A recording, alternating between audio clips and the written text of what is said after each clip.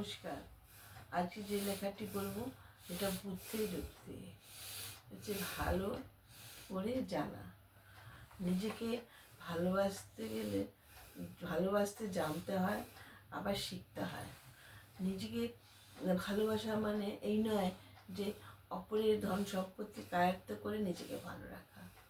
নিজেকে ভালো রাখা মানে নিজের ভালো গুণটার খোঁজ করা, নিজেকে কীভাবে উপরে উঠতে হয় তার চেষ্টা করা, নিজের ভিতরকার শক্তিকে জাগ্রত করে নিজেকে উন্নতি করা।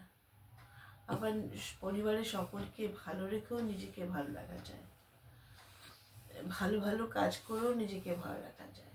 শুধু নিজেকে ভালো রাখলেই হবে না, অপরের কষ্টটাও বুঝতে হবে। নিজের কষ্ট হলে যে অনুভব হয় সেটা অপরেরও হয়, এটা যদি ভাবতে পারা যায় তাহলে অনেকখানি জানা যায়।